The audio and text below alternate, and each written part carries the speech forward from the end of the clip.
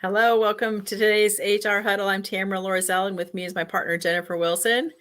And we're here to talk about talent. And we kind of have a worry on our hearts that we were talking about. And maybe it's a little bit of malaise or disconnected about where your team members might be and their engagement. And we're in between some peak periods for many of the disciplines, for many of the service areas. And it's summer, and there's been vacations, and there's some maybe a little bit of feeling of softening on the talent side, and that people are not turning over. The big quit is not around anymore. That maybe has us not as engaged, not tethering our people to us like we should be. And we think that's a mistake. And so we're worrying about that. And we just want to make sure that, HR is driving it. Your managers and partners are engaged. Anybody, people driven, are saying, what can we do to reach in to our people during this time and make sure we are creating that stickiness, find out how they're doing, et cetera. So, Jen, anything you would add to that, setup? I know we could dive deep into some ways to do that, but before we do that, anything you'd add to the setup? Well, just that it's easy to say, the economy slowed a little and, maybe interest rates aren't bouncing up and the stock market took a tiny dive recently. And there's some feelings of softening. And so maybe we don't have to be as talent focused. Tamara and I have long, shaken our heads and closed our eyes when we hear people say, hey, like, when will we have the power back? When will talent finally, be under our thumb again, kind of a thing? And my answer to that question is really simple. Never. I'm sorry. One word. I wish. Yeah, 2 syllables, one word. I wish that that I didn't have that bad news to deliver to people who want to be in power or something. I guess. It's a sad story to tell, but we actually have a sad story to tell called "Not Enough Human Beings in the United States of America to Fill All the Job Openings that we're going to have or that we have now." And that we are going to be in this upside down paradigm unless we have massive increased birth rates that start now, which means they'll solve our problem in about 24 years or 23 years, or immigration in mass. Automation will help, certainly, thank you, but it isn't going to solve our people shortage. We have a working age population shortage, folks age 24 to 65 years old, let's say, and it's growing at a very small rate every year. And it is going to begin declining, the working age population, because the under 25 population's small and depressed because of declining birth rates that began in 2007. But even before that, we've got issues, folks. And so anybody who thinks that this little momentary blip in softness is a time to take our foot off the accelerator and not give great increases and not tether our people, as Tamara said, really apply shepherding to our people and check in with them and make sure they're all doing well and invest in all the different things that motivate and engage people. If we think that we could relax on that stuff, we have to tell you, you can't. And why are we worrying about it besides the fact that at least Jennifer is a big worry wart and just dreams up worries? We're worried about it because we're hearing it from your staff and team members. We're out there hearing from firms that they're having some poor employee engagement surveys, or they're having some spiked turnover suddenly, and that we're starting to see the staff feel a little bit unhappy. And when we see that, then we start to go, uh-oh, we've got to tell our friends. And so that's what this conversation is about. Let's get back in the game of really keeping our very, very important, valued, and loved talent close. Well, and I would argue, Jen, that even if we feel like there's a softening, there is so much we should be doing with clients and so many internal initiatives and so many things we'd like to start that we haven't been able to say we have the capacity to start it. That's where we should be deploying our people. And that is, by the way, a place to start with engagement. Because if you could get them plugged in, you could get them excited about, they could see change that they're making and they could see a difference that they're making with clients. They will light up and they will run with it. And so that's probably a first place you could start, with engagement, and say, what else should we be doing that we've wanted to do that we just haven't had? If we're feeling lighter, by the way, please do not then go lay off people if we're feeling lighter. We see firms make that mistake too. And I think that's another thing that we put our hands over our face and worry about. Instead, say, what do we have that we should be doing? How could we do more for our clients that we've not been able to do? What technology initiatives have we been wanting to run, or learning programs, or other things to increase workflow efficiency and processes. I mean, the list is long, right? And say, how could we facilitate those things? And get your people involved, bring them along, have them feel part of something. And that's a great way to get things done, but it's a great way to engage your team members as well. So that's one place that I would start. I love it. Well, and I think I love that, Tamera. Like, if we had a little softness in the schedule, what proactive thing would we do? Okay, and maybe we don't just decide that in a vacuum, but we get some input from key team members about what they would like us to prioritize on that proactive. Including some of these young people, by the way. Like, do some focus groups with the young people, let them generate it, pick one or two things that we could do that the leadership would support.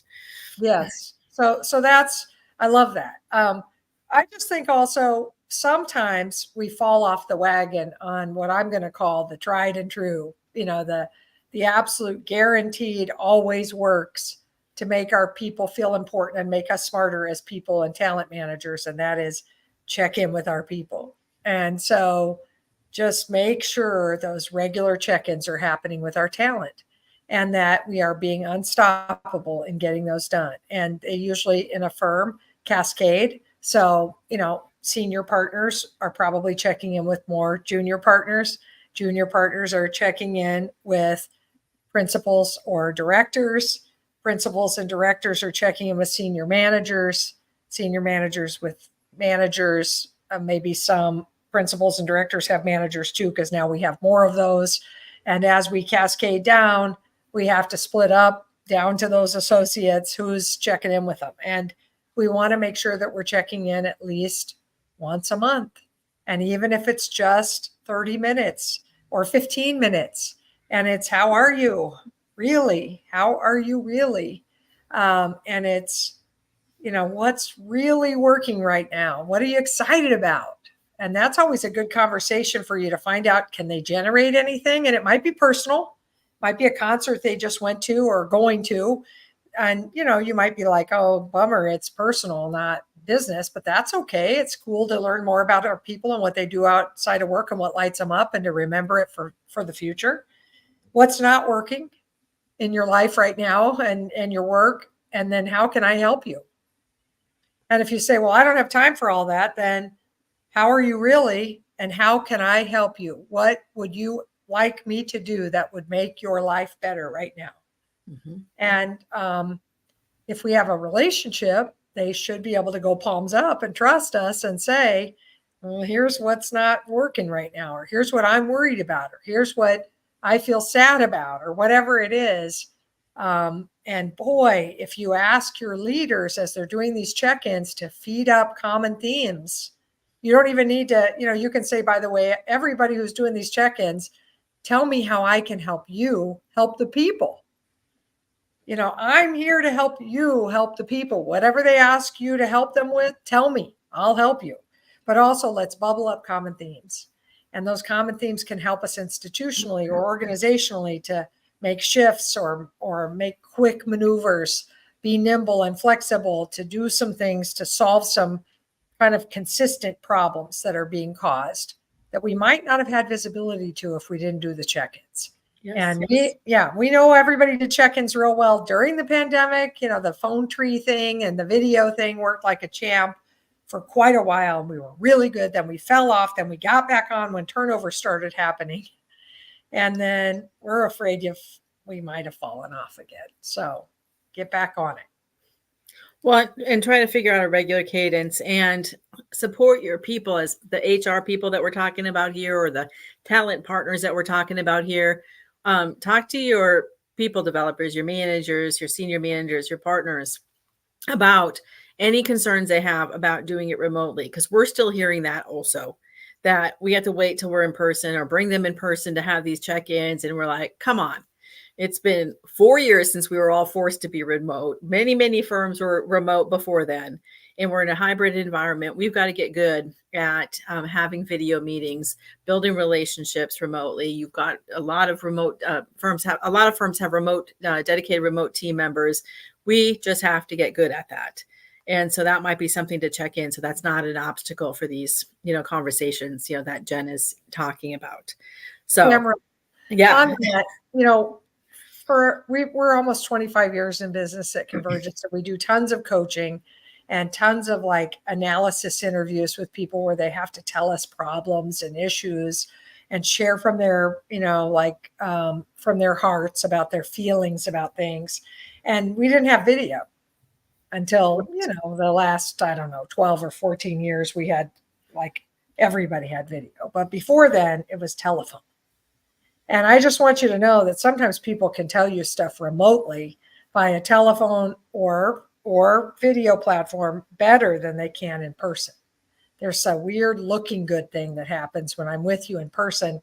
And I think, well, I don't want to spoil this time with you by telling you how I really feel, or it actually could be counterproductive to you getting the truth from somebody. So just a thought there.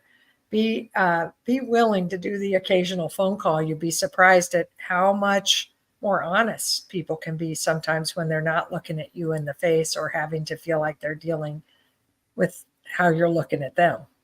It reminds me of some of our best conversations with our teenagers is driving them, because they don't have to look at us. Like, they're on the side of us, talking to us, and they open up about stuff that they would not if I was sitting with them across the table or on a couch or, whatever. So there's some validity to that, just the way human nature operates. And Jen, I think it's important in this conversation to acknowledge you might need to let some people go.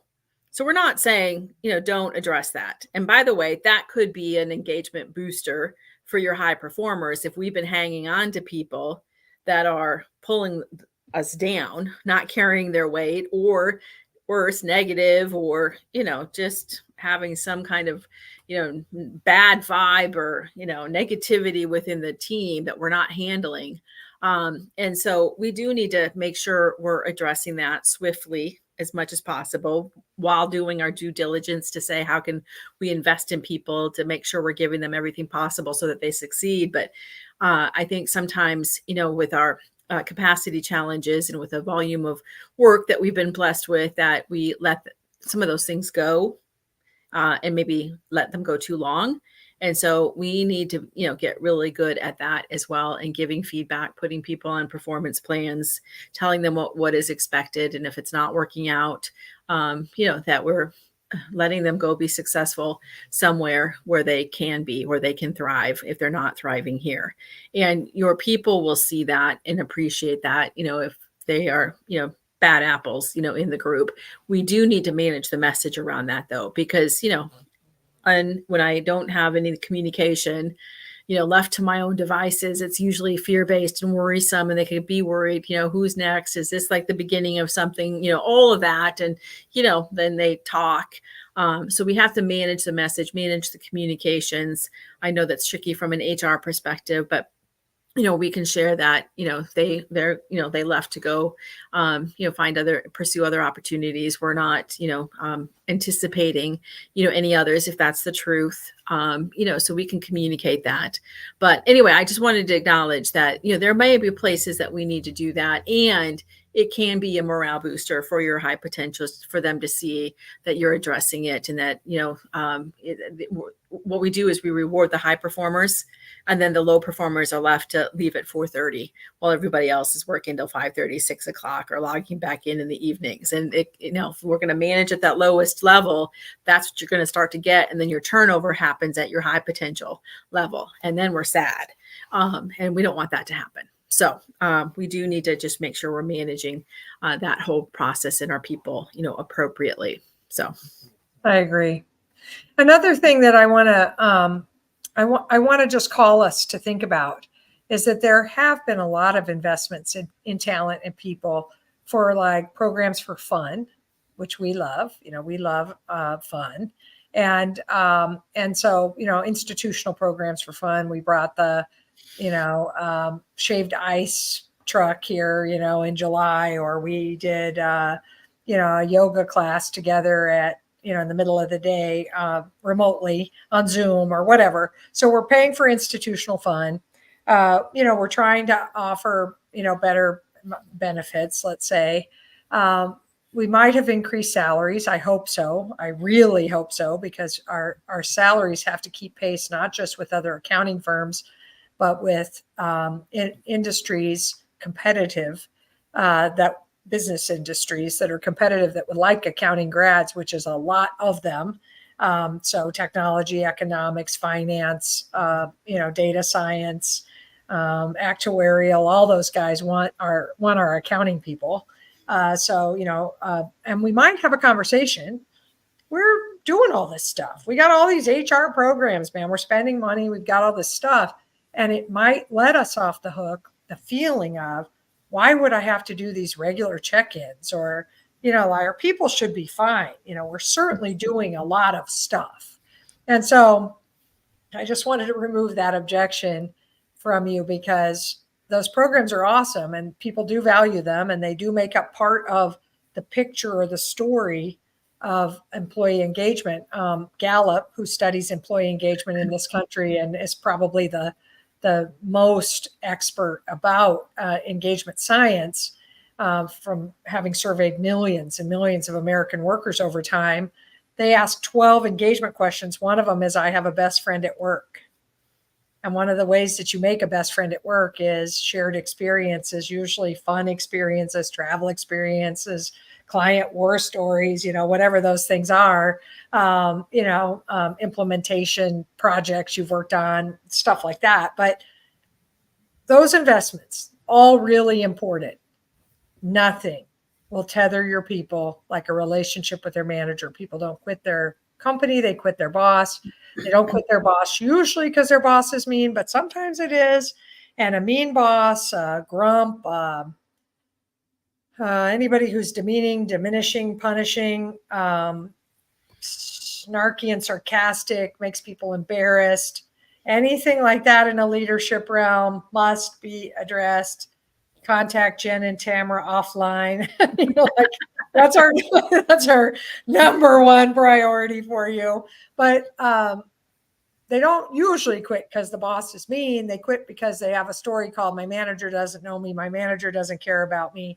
My manager isn't working to my best interests or seeking to find ways to further me. That's why people quit. They quit because they don't think they're going to be enriched, because the person they work for doesn't seem to care about them or know them. So, and by the way, that's why clients quit too. When they survey clients, they say, I quit because my provider didn't really know me that well and didn't seem to care about me outside a cycle. That's what clients say. So anyway, we do have to have all the bells and whistles on the HR program side, but more importantly, we have to have the relationships. And so just spending some time here. And I know for our tax friends, you're entering the second peak period. And for our nonprofit friends and governmental friends, and for all of us, we already were busy before another peak period came. We already have lots of stuff we owe people. So many excuses and reasons for us not to prioritize this and to say, well, we'll just get back to this after October 17th. And Tamera and Jen are going to be very sad if you wait, because what we're hearing is your people need some love, and they need to hear from you, and they need to see of your interest and be reminded of the wonderful things the firm has. One other little thing that I might ask about is, in 2025, what do you want to learn or try? That's another question that I would be interested in. I'm always interested in it from the people that I work with. What do you want to learn or try that you haven't been able to yet here?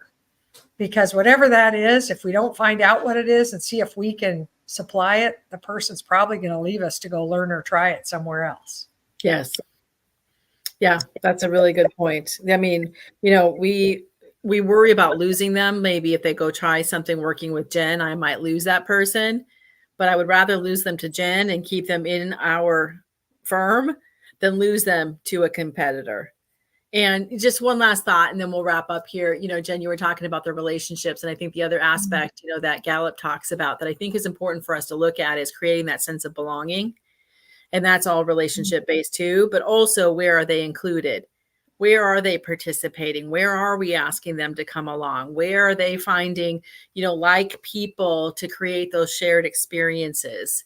And so making sure that we're paying attention to this idea of, belonging, and that, they are finding their place, they're finding their people, they're finding their place that they can have a voice, contribute, et cetera.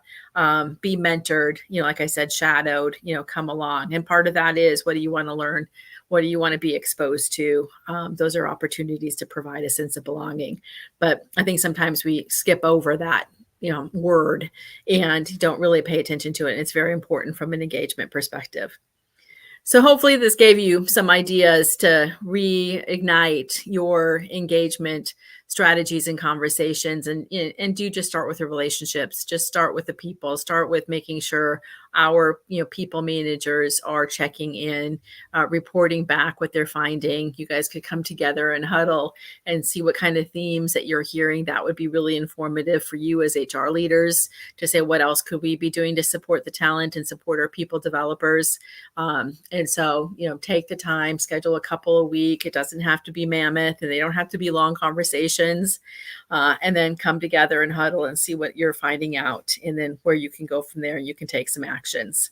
So we'd love to hear from you if you have any questions or thoughts about this, or like any assistance in any of these conversations. Also, we're always interested in future topics that you would like to see us discuss in HR Huddle. So please reach out to us with those as well.